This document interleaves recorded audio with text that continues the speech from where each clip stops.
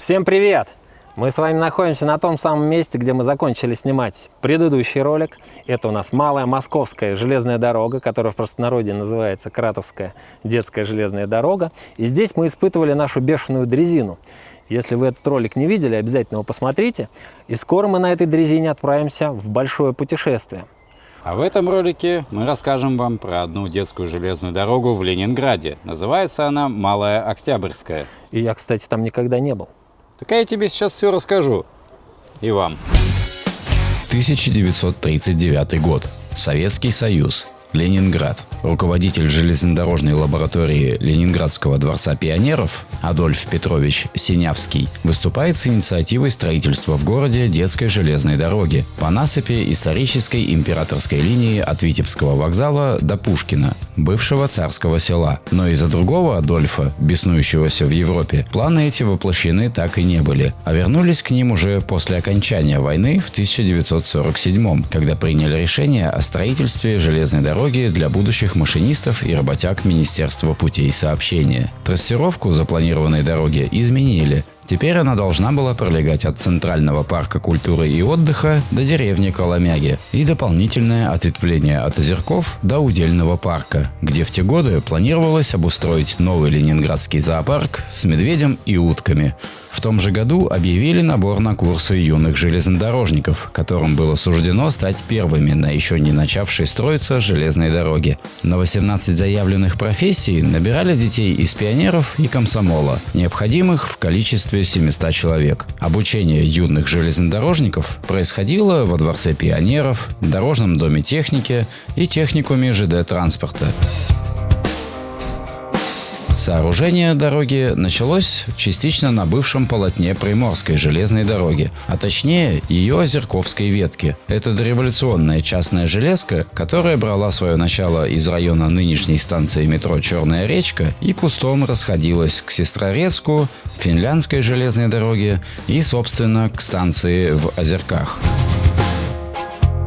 Озерковскую линию ликвидировали еще в 30-х, а в 1948-м из того, что от нее осталось, и начали возводить детскую железную дорогу. В ход шло не только земляное полотно, или насыпь, как сейчас можно было бы назвать, но и рельсы, вернее те обрубки от них, которые остались после войны. Их сваривали в отрезки по 12,5 метров и укладывали на деревянные шпалы. Таким образом, уже 28 июля 1948 года состоялся первый пробный рейс от станции Кировская до станции Озерная, занявшей место бывшей станции Озерки. Тут не стоит путать две разные станции. Одна станция до сих пор стоит на Выборгском направлении и используется под пригородное движение, а та, о которой мы сейчас, была ликвидирована еще в 30-х. Спустя месяц после первого проезда, 27 августа, дорога начала использоваться полноценно, как пассажирская. Пусковой участок протяженностью 8 километров включал в себя 3 станции – Конечные, Кировская и Озерная, а между ними расположилась станция «Зоопарк». Находилась она на месте прежней станции Коломяги в одноименной деревне, все той же Озерковской линии широкой колеи.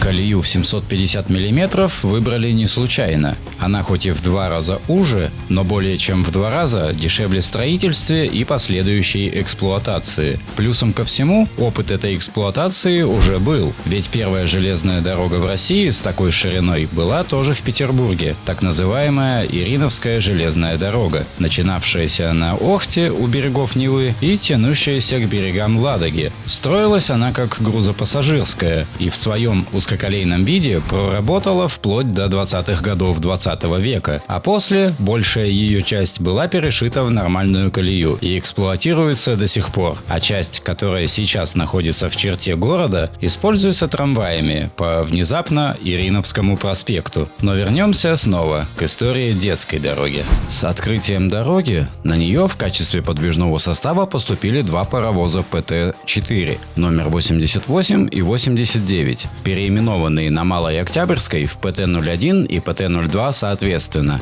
Паровоз В-32, эстонские трофейные пассажирские вагоны в количестве 9 штук, а также 5 грузовых платформ и 2 багажных вагона. К началу следующего сезона, в 1949 году, на дорогу притащили еще один паровоз ВП-1-170 и несколько вагонов вместе с ним. Так в распоряжении дороги было уже 4 паровоза.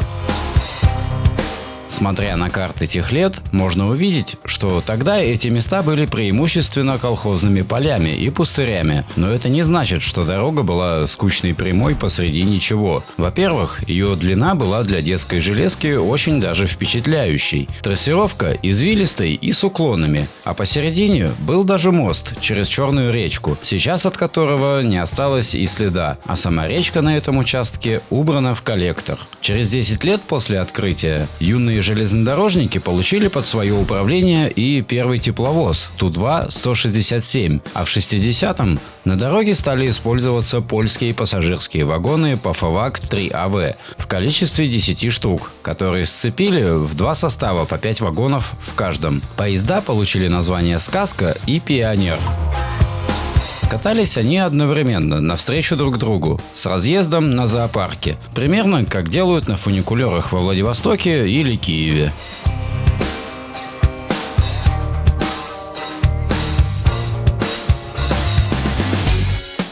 1964 год. Последний день лета. В половину первого общественный инструктор Андреев, не имевший отношения ни к этой железной дороге, ни к железнодорожному транспорту в целом, ехал к станции Кировская на транспортной дрезине 5-го поколения с 5 учениками детской ЖД на борту. Пересекая охраняемый переезд у станции Зоопарк на скорости около 40 км в час, а зная на собственном опыте, что для ТДшки это очень даже страшновато, из-за халатного отношения лиц, отвечающих за безопасность движения, дрезина столкнулась с грузовиком, пересекающим переезд.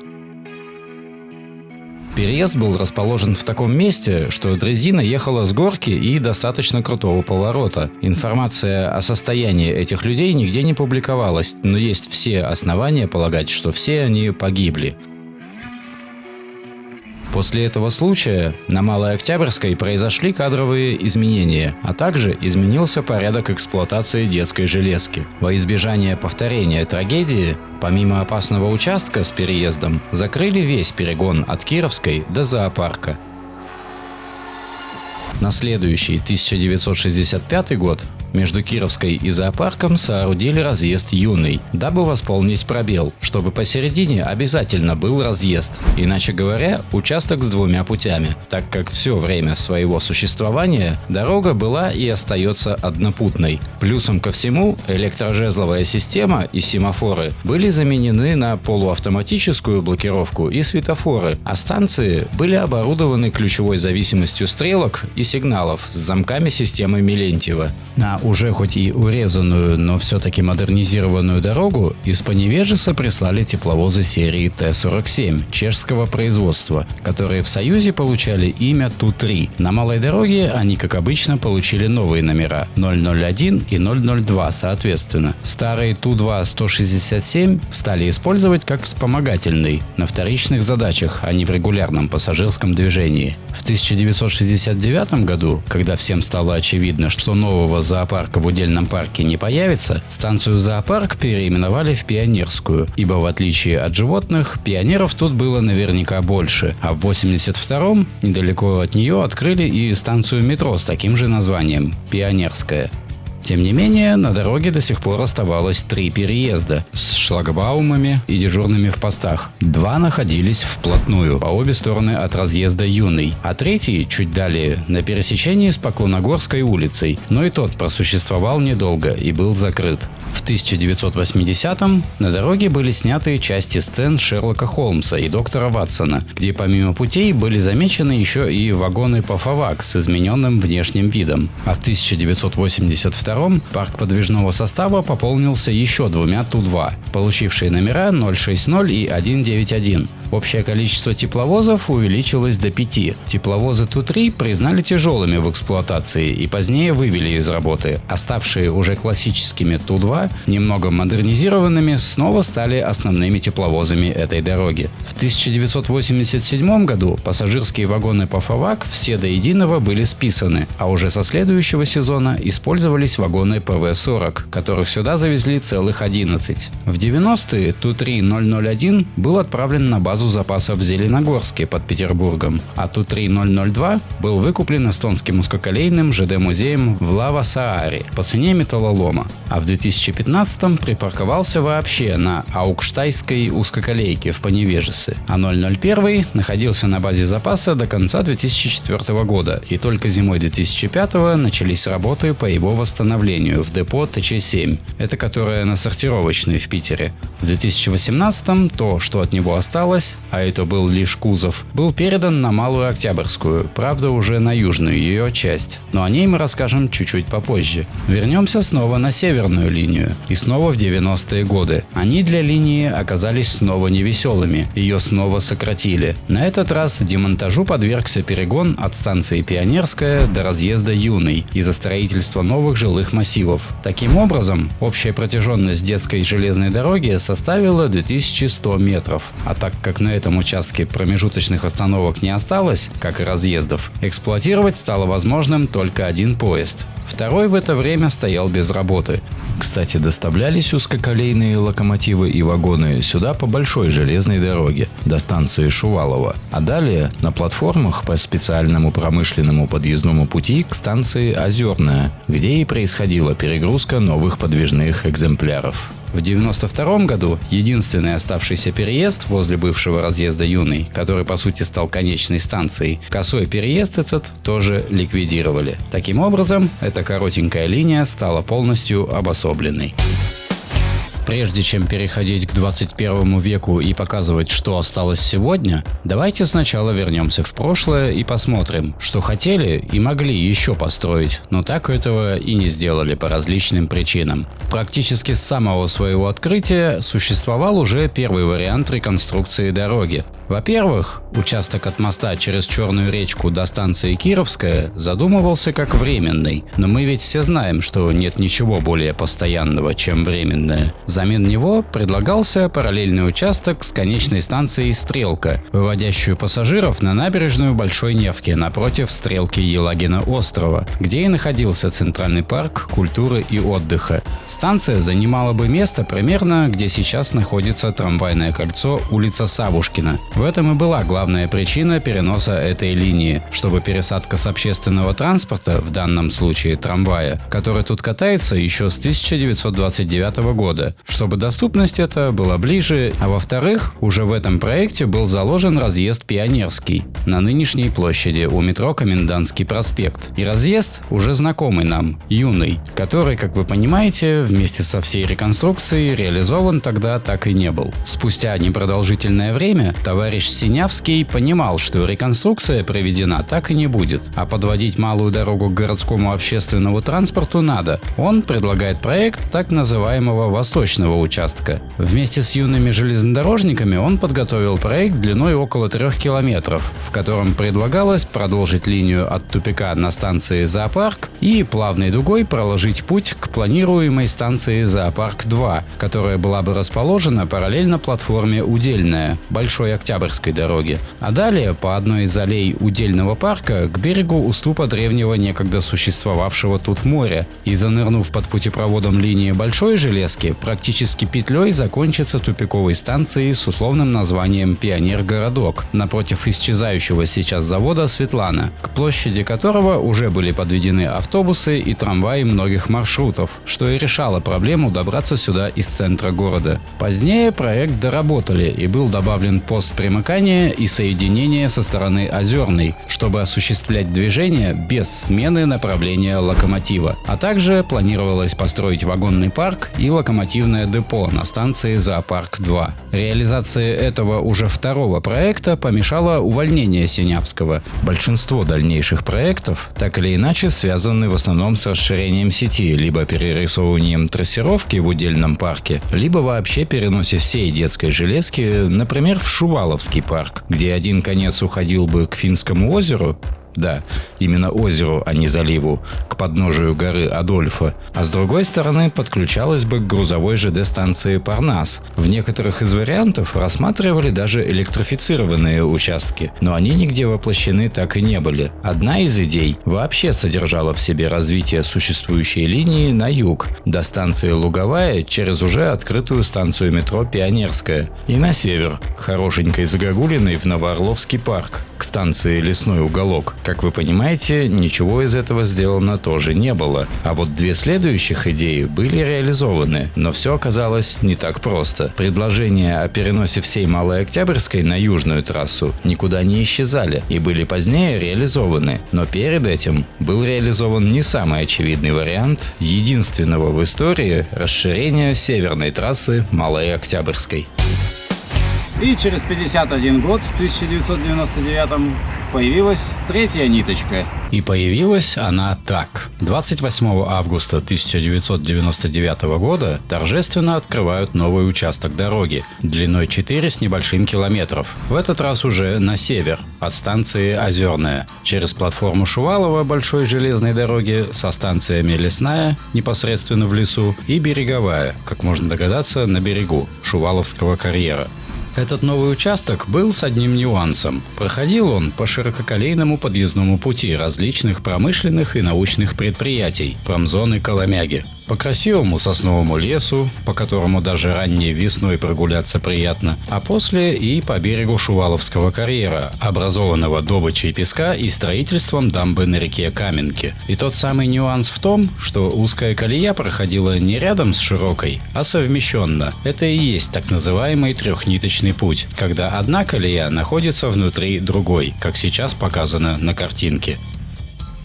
Для того, чтобы обеспечить безопасность движения по детской железной дороге, на совмещенных путях с широкой колеей были установлены сбрасывающие стрелки в начале и в конце этого пути, на Озерной и на Береговой, а также была изменена работа сигнализации, централизации и блокировки станции Шувалова. Это позволило полностью изолировать трехниточный участок от широкой колеи на то время, когда осуществляется движение по Малой Октябрьской. Но и в таком исполнении дорога просуществовала всего неполных 2 года. В конце лета 99-го открыли движение. Летом 2000-го от Озерной до Береговой было совершено всего несколько рейсов, а уже в 2001-м движение было сначала временно приостановлено, а через год и насовсем закрыто. Средний рельс начал потихоньку исчезать со своего места, но вплоть до начала 10-х годов сохранялась вся пассажирская инфраструктура, то есть платформы, таблички и прочее.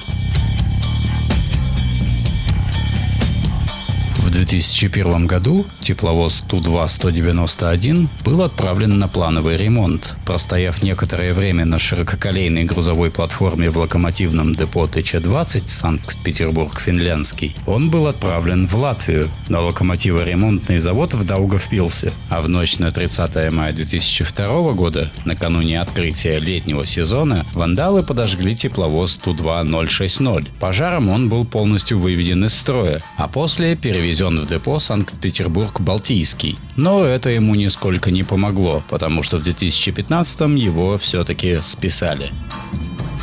В апреле 2007 года весь подвижной состав был увезен в депо «Металлострой» для ремонта, и разразился скандал из-за возможного закрытия детской железки. Негодование не утихало настолько, что на открытие сезона уже 2008 года прибыл на то время глава РЖД Якунин. Результатом всех споров стало обещание оставить эту дорогу в том виде, в котором она на тот момент находилась, а также построить новую.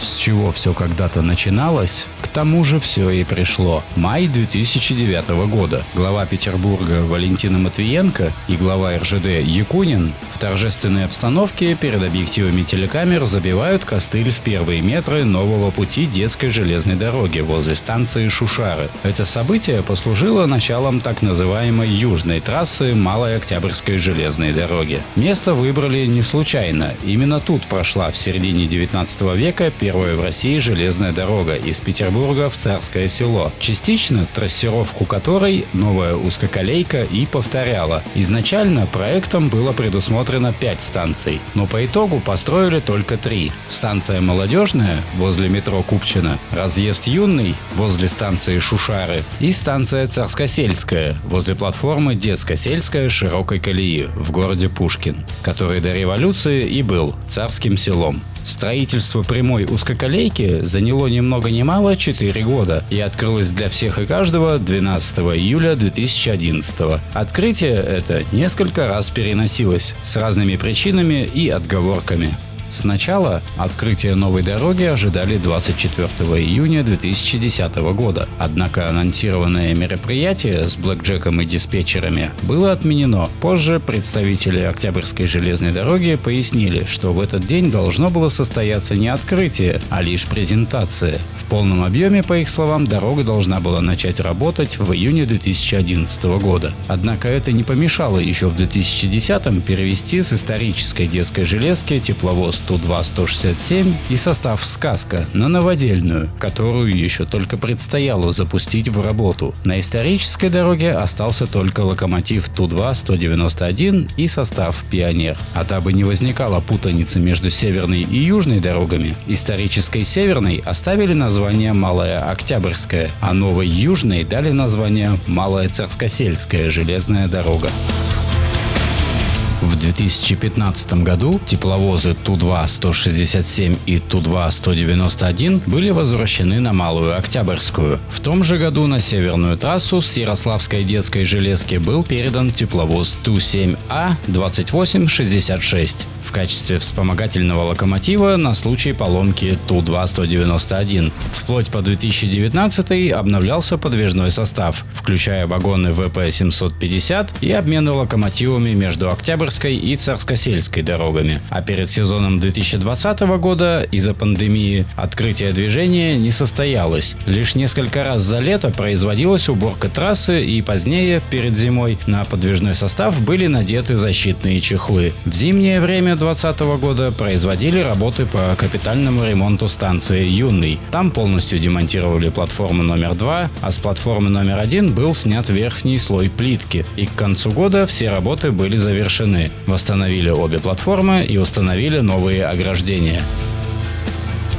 Летом 2021 года движение поездов на обеих трассах ДЖД осуществлялось без пассажиров из-за ограничений на массовые мероприятия, а также тем летом был разобран участок бывшего трехниточного пути от станции Лесная до Береговой, до площадки завода Климов. Из всего множества предприятий подвоз по железной дороге сейчас осуществляется только к южной промзоне. 1 сентября 2021 года начались работы по капитальному ремонту станции Озерная. Была полностью демонтирована главная платформа, и также к началу зимы все работы были завершены. Было восстановлено благоустройство прилегающей территории, платформа, а также установили новые ограждения. Южная же железная дорога была укомплектована тепловозом Ту-10-001, который стал первым локомотивом этой серии, специально сконструированный для детских железных дорог. Кроме того, подвижной состав включает тепловозы Ту-2-167, переданный с северной трассы, Ту-7А-2866 и Ту-10-030, который был привезен с Камбарского машиностроительного завода в 2015 году, переданные с Ярославской детской железной дороги,